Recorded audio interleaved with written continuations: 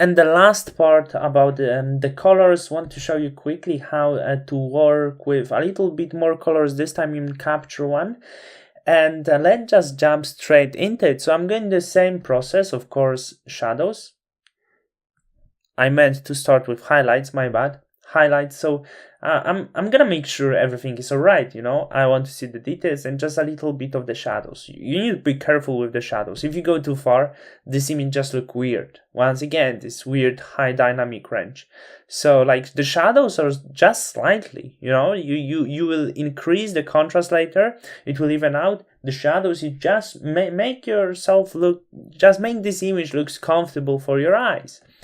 So then, of course, color editor, and make sure you don't want to change the darks over the image. You don't want to change everything, and I would mainly work just with this sky over here, which is absolutely amazing. Like I love this color it has, and I will go similar as I was doing before.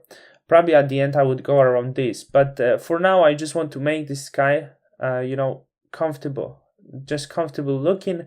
For this image is colorful, nice, strong, not really saturated. It's doesn't suit that much for the image. Also the reds look pretty good to me, so I would be really careful with this. That looks slightly less saturated than the other image, so we could actually get the just a little touch of the saturation for better result. Then I wouldn't do more over this image, of course, not working with color balances or anything, but that's really important for me. I love this image that you can see over here, and I just like this from very beginning. Even we have very simple colors, I want to use it right now, but because I just like the atmosphere, it would be great as a black and white image as well. So who knows, maybe I would work with this version as well, but it's more about fashion and colors. So here, like, I love the colors, and what you have to always remember, just be careful with the blacks. You don't want to work over with the blacks to the point you will lose the black color.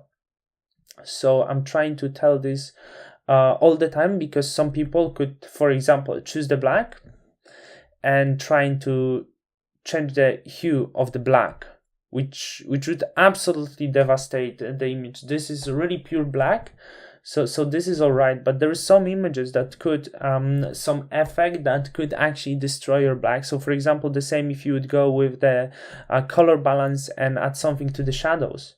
You know, it looks nice. I understand it look nice, and we could go with just a little touch.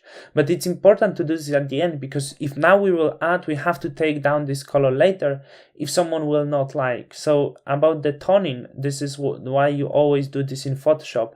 And in the first place, you want to make sure that you keep this really right black color for yourself, that you keep the blacks as they are. So just slightly bringing up the shadows and trying to actually knock down this high contrast over here, because it's great image, and it's pretty much done. There won't be much retouch, but I just want to bring up some of the shadows for better visibility. And this could really be amazing image for later to work with, even it's that simple. So be careful with blacks, don't work with this color balance, because this is clothes. Once again, they stay as they are. You keep the clothes natural and play with the other colors, you know. For this image, someone could say maybe it's too yellowish. Of course, you would have to mask it probably a little bit, because we would take some of the skin colors, and actually this warm tones is pretty suitable over here on this image. So that would be it for now. And what I do here, what's important to do, of course, exporting in a Capture One. How to export images in Capture One. You see, I'm going to hit these arrows and output. And we'll be working in Photoshop. This is not that comfortable. The problem is, of course, in Camera Raw, you just hit open object and you straight away in Photoshop. Capture One doesn't give you this possibility, but you want to work with the highest possible quality later in Photoshop. So you're making sure you work with TIFF file, 16-bit. Also, you can work with PSD, which is Photoshop file, but I prefer to save my image as a TIFF, huge format, no details lost. Destination, I'm choosing the destination, so I need to find my folder where I'm working with. So I'm choosing desktop.